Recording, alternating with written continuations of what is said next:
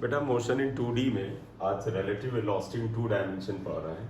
एक बात समझिएगा, यहाँ पर जरा इसको ट्राई करिएगा। सपोज आप कार ए में जा रहे हैं, आपकी वेलोसिटी ये है, हम अभी सीधी लाइन में बता रहे हैं, इसको 2D में फिर अप्लाई करते हैं। और फिर कार बी है आपके पड़ोस में जा रही 80 किलोमीटर पर आवर है, मान लेते हैं स्पीड है।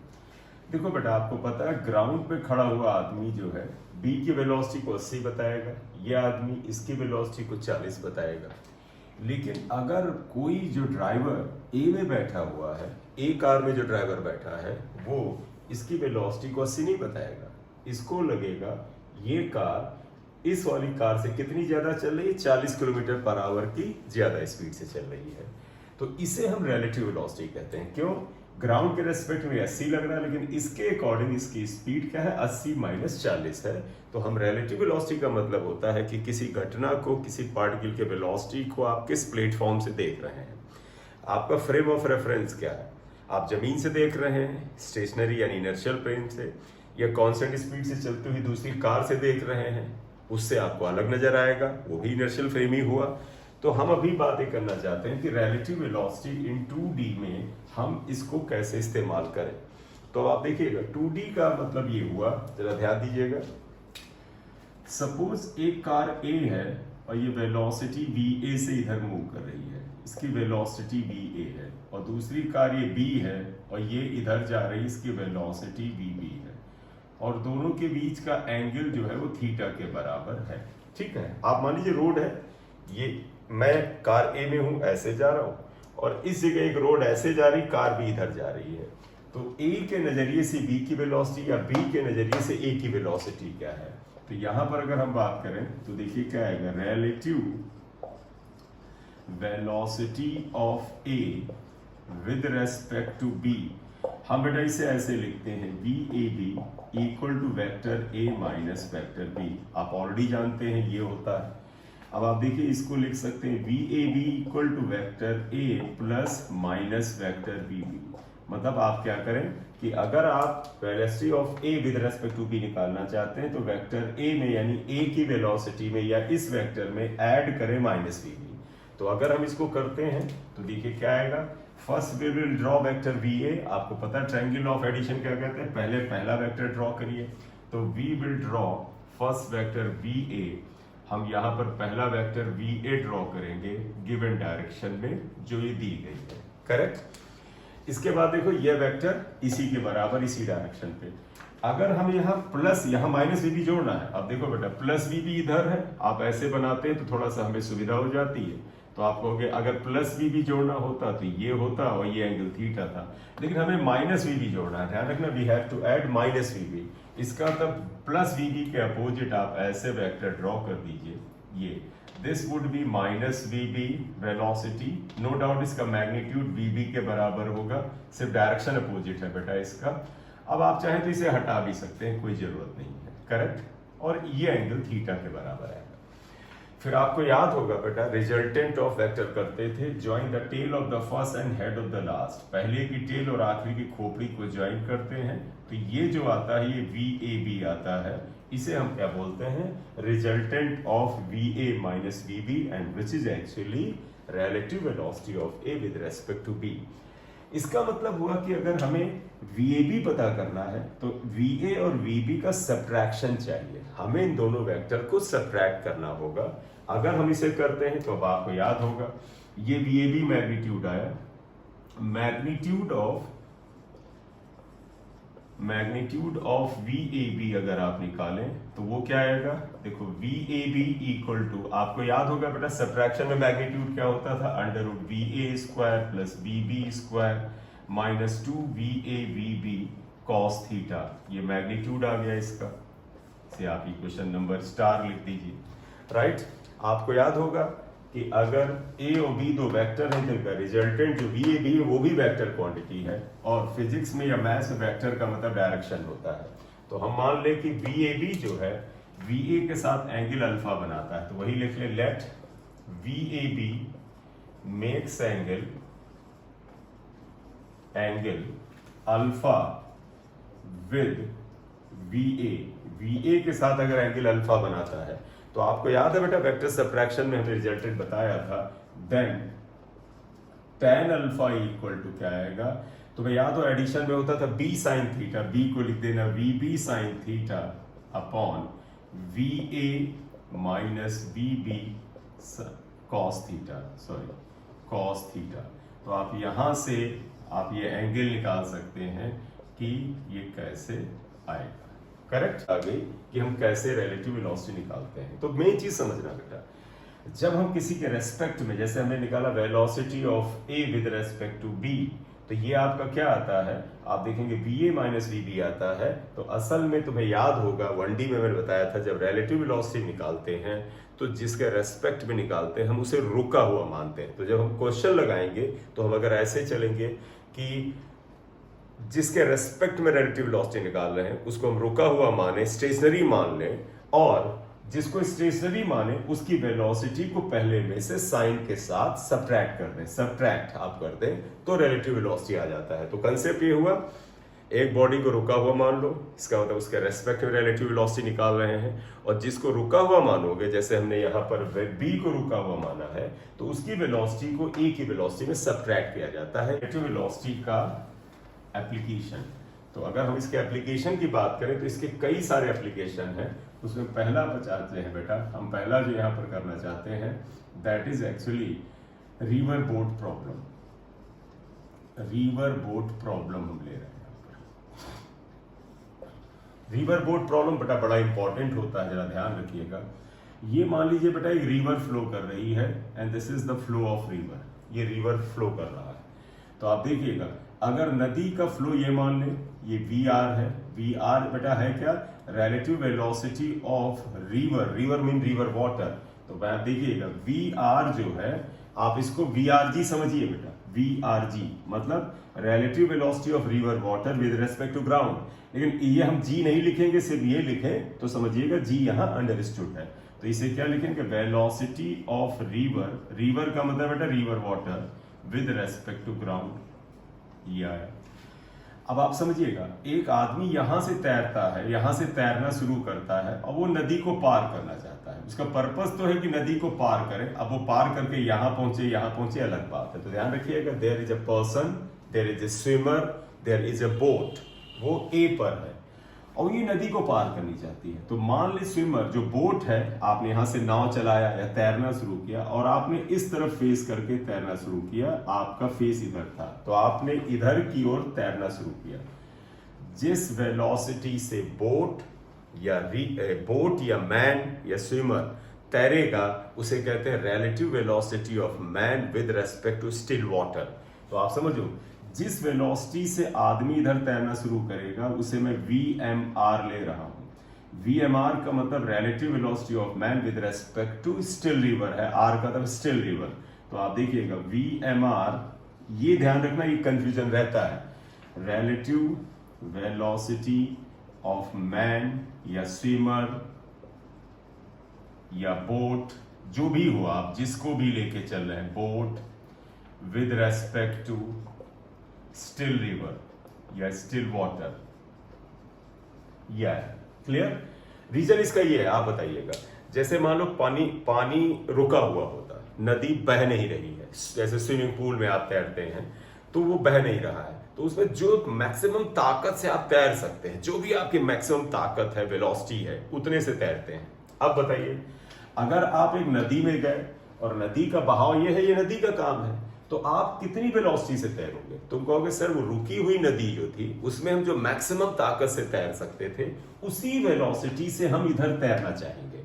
तो एक्चुअली जिस वेलोसिटी से मैन नदी के अंदर तैर रहा है वो क्या है, the maximum velocity he can swim in still water. जैसे पॉन्ड हो, अगर आप मान लें स्विमिंग पूल हो, रुका हुआ पानी हो, उसमें जो आप बड़ी तेजी से तैरते चले जाते हैं तो हम उसे कहते हैं कि this is the velocity of man with respect to रुका हुआ पानी, यानी स्टिल वाटर, यानी स्टिल रिवर, राइट। अब यह है, अब ध्यान देना, आदमी का काम क्या है बेटा, ये चाहता है कि हम ए से चलें और नदी को पार कर जाएं। नदी की अपनी कुछ बेटा विथ है, मान ले W is with of river, चौड़ाई है, this is the with of river, ये आएगा। अब एक चीज समझिएगा, आदमी इधर चलना शुरू तैरना शुरू करता है। अब तुम कहोगे सर इधर तैरे, वो सब केस में ले आएंगे। मान ली वो थीटा एंगल पे तैरना शुरू करता है। देखो इसका पर्पस क्या है? इसका पर्पस है नदी के दूसरे किनारे जाना, और उसके बाद और क्या केस बनेंगे वो हम आगे लेते हैं। वो नदी के इधर जाना चाहता है। आप बताओ, अगर नदी का पानी रुका हुआ होता, अगर पानी रुका हुआ होता तो ये आदमी यहां से चलता यहीं पहुंचता, क्योंकि पानी इसको जरा भी ढकेलता नहीं। लेकिन अगर नदी चल रही है तो ये कोशिश इधर चलने की करेगा, लेकिन नदी भी इसको बहा के आगे ले जाएगी। तो ये ट्राई करेगा सी पे पहुंचना, लेकिन वो सी के बजाय इस पॉइंट को अगर हम बी मान लें, सी से बी के बीच में कहीं पहुंच सकता है। तुम कहोगे सर हाँ बिल्कुल सही बात है, नहीं, डिपेंड करता है। मान लो नदी का बहाव बहुत तेज है, बाढ़ आई हुई है, तो ये चाहे जितना कोशिश करे इधर पहुंचने का, नदी हो सकता है, देखो ये इधर कोशिश कर रहा तैरने का लगातार, लेकिन नदी हो सकता है बहा के यहां लिए जाए। तो एक बात तय है, आदमी ए से सी की तरफ फेस करके तैरना चाह रहा है, अपनी मैक्सिमम ताकत से तैर रहा वो ये है। नदी यहां पर बह रही है, अगर नदी रुकी हुई होगी तो ये यहीं पर पहुंच जाएगा। नदी कम स्पीड से चल रही होगी तो ये ट्राई इधर पहुंचने करेगा, यहां से यहां के बीच में कहीं पहुंचेगा। नदी का बहाव अगर तेज होगा तो आदमी ट्राई इधर करेगा, हो सकता है यहां पे पहुंच जाए। अगर ये आदमी इधर तैर रहा और नदी का बहाव बहुत तेज है तो बेटा कोशिश जरूर इधर कर रहा, लेकिन नदी बहा के हो सकता है इसको यहां ले जाए। तो मैं यही ले रहा हूं, suppose man reaches to point B, कोशिश ये इधर मुंह करके कर रहा था, नदी का बहाव तेज था, वो इसको जाके यहां पे ले जाती है। नदी तो पार कर लिया इसने, लेकिन पहुंचा यहां। ए के रेस्पेक्ट में नदी के दूसरी तरफ ये किनारा था, अगर आदमी ये यही पहुंच जाता तो वो कहता है कि देखो सबसे छोटी दूरी पार करके पहुंच गए। लेकिन अगर यहां पहुंचा तो ये जो दूरी तय करता है बेटा, ये डिस्टेंस, इसे हॉरिजॉन्टल ड्रिफ्ट कहते हैं। ये भी हम निकालेंगे। करेक्ट, मिलाना चाहे हम मिला दें कि वो ट्राई कर रहा था, ध्यान रखना, वो ट्राई कर रहा था इधर जाने का, नदी का बहाव मान ली यहां ले गया है। तो इतने केस हमने डाला। हमने क्या लिया, आदमी ए से तैरना शुरू करता है, वो नदी को पार करना चाहता है, फेस इधर करके तैरता है, नदी का बहाव है, सपोज वो उसको लेकर के डी पे ले जाती है। ए के रेस्पेक्ट में अपोजिट पॉइंट बी था, वो अगर यहां पहुंचता तो सबसे आसानी से यहां पहुंचता, सबसे कम दूरी तय करता। अगर यहां पहुंच रहा है तो इसे हॉरिजॉन्टल शिफ्ट कहेंगे। अब हम लोग कुछ कैलकुलेशन करेंगे, फिर इसमें अदर केसेस को हम यहां पर लेंगे। राइट, ये विथ ऑफ रिवर है, आपने देख ही लिया, ये है, यहां पर डब्ल्यू आ गया। करेक्ट, अब आगे देखिएगा क्या है। देखो ये पॉइंट ए था। अब आप ध्यान देना बेटा, इस वेलोसिटी के दो कंपोनेंट कर लो, एक कंपोनेंट इधर कर लो, ये आएगा V M R cos theta, आप सभी को याद होगा थीटा एंगल पे कंपोनेंट कॉस थीटा होता है। इसका दूसरा कंपोनेंट इधर आ जाएगा V M R sine theta, ये इधर की ओर आ गया, ये कंपोनेंट आएगा। अब मुझे ये पता करना है what is the time taken by what is the time taken by the man to cross the river. आप बताओ बेटा, अगर वो नदी को पार करता है, चाहे यहां जाए चाहे यहां जाए चाहे यहां जाए, लेकिन अगर मैं तुमसे कहूं मानो वो यहीं जाता है, ये जरूर इधर गया, लेकिन बताओ अगर हम इस एक्सिस को वाई एक्सिस माने, अगर बंदा यहां जाता है तो भी बताओ वाई एक्सिस पे तो उसने दूरी इतनी तय की होगी ना। भाई आप नदी पार करते हैं, ठीक है, आप यहां गए तो ये एक एक्स्ट्रा दूरी तय कर गए, लेकिन असल में मैं तुमसे कहूं, मैं कहूंगा यार इस किनारे पे थे तुम और तुमने इस एक्सिस पर नदी को पार किया है, तुम्हें यहां पहुंचना था। तो अगर आदमी ए से चलना शुरू करता है, वो चाहे नदी को पार करके यहां पहुंचे या यहां पहुंचे, इस डायरेक्शन में, इसे अगर वाई एक्सिस माने, उसने कितनी दूरी तय की, इतनी। तो अगर मैं तुमसे कहूं time taken to cross the river, तो तुम कहोगे डिस्टेंस ए बी, और तुम्हें पता है टाइम इक्वल टू होता है डिस्टेंस अपॉन वेलोसिटी, तो बेहतर वर्ड डिस्प्लेसमेंट होगा, तो कहोगे displacement A B upon velocity. लेकिन वेलोसिटी कौन सी लोगे, जो ए बी के अलॉन्ग हो, वही ये आएगा। तो आप पहला पॉइंट लीजिएगा, time taken by the man to cross the river. अगर आप ले ये, तो देखिए क्या आएगा, टाइम टेकन इक्वल टू क्या होता है बेटा, टाइम इक्वल टू होता है विथ ऑफ रिवर, यानी डिस्प्लेसमेंट आप कह सकते हैं, डिस्प्लेसमेंट जो कि ए बी के बराबर है, ए बी अपॉन वेलोसिटी। और वेलोसिटी किधर होना चाहिए बेटा, अलोंग ए बी। और ये होगा क्या, देखो ए बी है डब्ल्यू के बराबर, A B W with of river, upon velocity along A B V M R cos theta है, that is V M R cos theta, ये आएगा। तो time taken to cross the river को हम अगर यहां लिख दे तो हम कह सकते हैं width of river upon V M R cos theta, ये आ गया। तो एक तो ये जानकारी आई। इक्वेशन नंबर आप इसे स्टार से लिख सकते हैं, ये आया time taken to cross the river, correct. अब एक बात और आई कि अगर वो रिवर को क्रॉस करता है तो इतना समय लिया, लेकिन मान ले वो नदी को डी पे क्रॉस करता है, पहुंचना चाहता था कि यार इस जगह पहुंचे, क्योंकि नदी को पार करना पर्पस है, सीधे पहुंचे तो बहुत बढ़िया है, कम रास्ता तय करेंगे। तो अगर आप चाहते हो वो यहां पर पहुंचता, लेकिन पहुंचा यहां है, तो इसे हॉरिजॉन्टल ड्रिफ्ट कहते हैं। ये हम अगर निकालें तो आप भी समझिएगा, सेकंड निकालना चाहते हैं horizontal drift. Horizontal drift, horizontal drift का मतलब आप समझ लीजिएगा, आदमी का पर्पस है नदी को पार करना, लेकिन नदी का बहाव उसे हो सकता है सी पे ही जाने दे, या सी से बी के बीच में यहां कहीं जाने दे, या ज्यादा बहा के आगे ले जाए। जितना वो बी से आगे या पीछे ले जाएगा उसे हम हॉरिजॉन्टल ड्रिफ्ट कहते हैं, करेक्ट। तो ये हॉरिजॉन्टल ड्रिफ्ट आया। अब आप बताइएगा, इतना सभी को ध्यान होगा कि हॉरिजॉन्टल ड्रिफ्ट अगर देखो तो हॉरिजॉन्टल डिस्प्लेसमेंट है, और डिस्प्लेसमेंट इक्वल टू क्या होता है बेटा, इस डायरेक्शन में वेलोसिटी अपॉन टाइम। तो आप देखो हॉरिजॉन्टल ड्रिफ्ट जो होगा, विड्थ ऑफ रिवर मैंने हटाया है, आपको ध्यान होगा, horizontal drift is horizontal velocity into time. अब आप देखिएगा हॉरिजॉन्टल ड्रिफ्ट, हॉरिजॉन्टल वेलोसिटी इस डायरेक्शन में है क्या, बड़ा गौर से देखिएगा। देखो नदी इसको इधर ले जाना चाहती है, तो इस डायरेक्शन में नदी की वेलोसिटी वी आर है, लेकिन आदमी की वेलोसिटी का एक कंपोनेंट एक्स एक्सिस पे, देखो एक्स एक्सिस पे ये, तो नदी इधर ले जाना चाहती है, तो ये कंपोनेंट देखो नदी के बहाव का अपोज कर रहा है। तो हॉरिजॉन्टल वेलोसिटी बेटा जानते क्या होगा, वेलोसिटी ऑफ रिवर माइनस, क्योंकि ये दाहिनी तरफ है ये बाईं तरफ है, V M R sine. Horizontal drift क्या है बेटा, हॉरिजॉन्टल डिस्प्लेसमेंट, हॉरिजॉन्टल ड्रिफ्ट ये दूरी है, ये होगा हॉरिजॉन्टल वेलोसिटी, और दूसरा time to cross the river. Horizontal velocity क्या आएगा, देखो बेटा इस डायरेक्शन में रिवर की वेलोसिटी है प्लस, लेकिन रिवर की वेलोसिटी के अपोजिट मैन का कंपोनेंट है, तो V R minus V M R sine. Time जो है वो वही है जो हमने टी लिखा हुआ है, W upon V M R cos theta. ये बेटा हॉरिजॉन्टल ड्रिफ्ट आएगा। आपको इन दोनों को ध्यान रखना है, तभी हम अगले केस में पढ़ पाएंगे। अब इसमें हम केस 1 ये लेंगे, जरा ध्यान दीजिएगा। केस 1 देखो, आदमी जब नदी पार करता है तो उसका दो पर्पस होता है, एक to cross the river in shortest time, सबसे कम समय में रिवर को पार करना, और दूसरा होता है to cross the river through the shortest path. एक हुआ सबसे कम समय में पार करना, एक होता है सबसे छोटे रास्ते से पार करना। तो पहला आएगा to cross the river in shortest time, ये। अब जरा इक्वेशन स्टार में देखो, अगर आप चाहते हो टाइम मिनिमम हो, कम हो, शॉर्टेस्ट का मतलब मिनिमम, तो बेटा देखो W और VMR तो आप चेंज नहीं कर सकते। क्यों?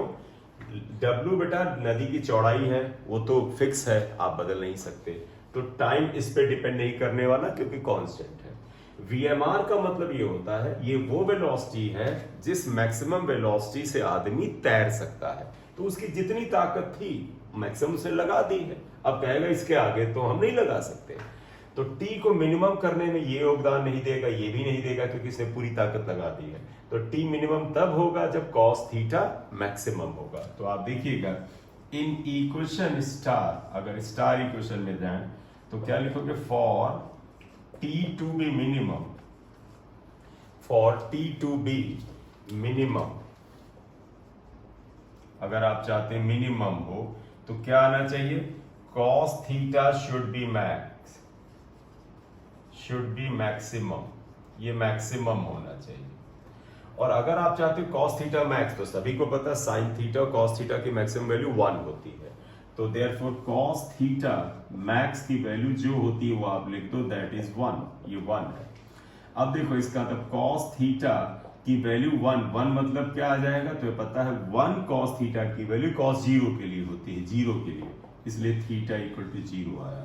तो क्या बोलो आप निकला, अगर आप चाहते हो कि टी मिनिमम हो तो कॉस थीटा को 1 के बराबर होना चाहिए, इसका मतलब ये एंगल 0 होना चाहिए। इसका मतलब क्या हुआ, अगर वो आदमी इस नदी को सबसे कम समय में पार करना चाहता है तो वो अपना फेस इधर करके ना चले, बल्कि उसको अपना हेड, अपना डायरेक्शन ए से बी की तरफ, मतलब जब आप तैरना शुरू करें तो अपना सर इधर की ओर रख के सरें। नो डाउट आप यहां नहीं पहुंचेंगे क्योंकि नदी बहा के आगे कहीं ले जाएगी, लेकिन अगर आप इधर सर करके तैरना शुरू करेंगे तो नदी ले जरूर इधर जाएगी, लेकिन उस समय आपको सबसे कम टाइम लगेगा। तो इसका तो थीटा इक्वल टू 0 का मतलब ये हुआ, अगर आप यहाँ पे लिखें, यहां तक नोट कर लिया होगा आपने, 1 सेकेंड का टाइम ले लें जिसे, ठीक है। अब आप देखिएगा इसका क्या मतलब आया, इसका मतलब ये आया यानी कि दैट इज, आप देखिएगा, man should start swimming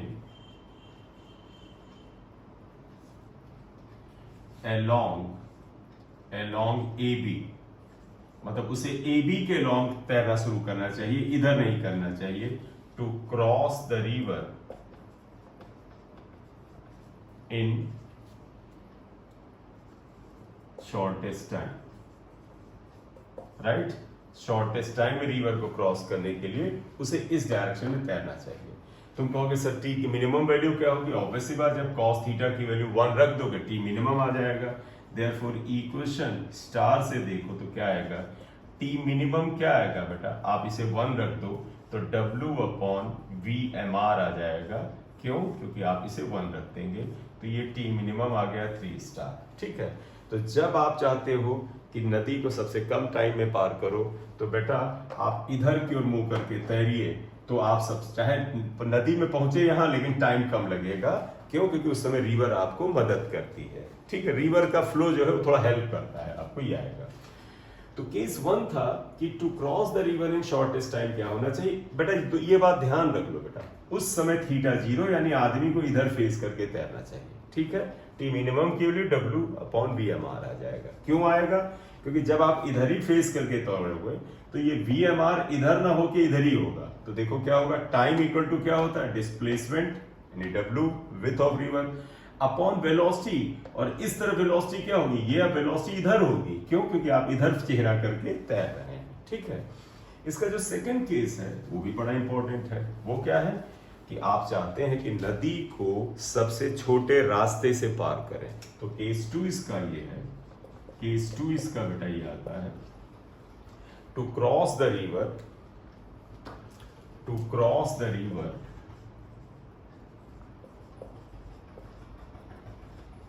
through the shortest path,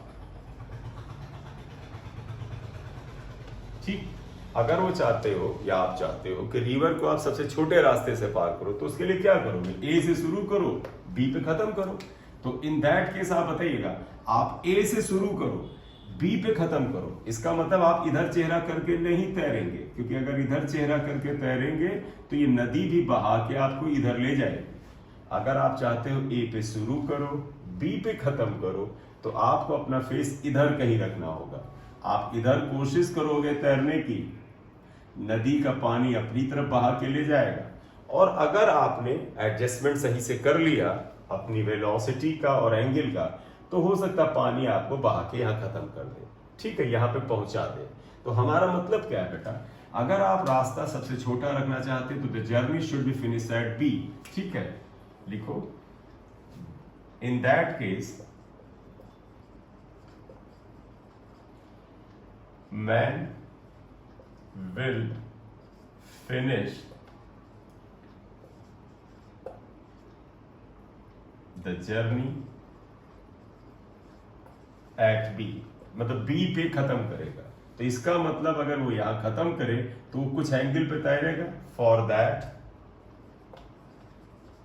अगर आप चाहते हो यहां से शुरू करके यहां खत्म करो तो आपको इधर किसी एंगल पे चलना। For that he should swim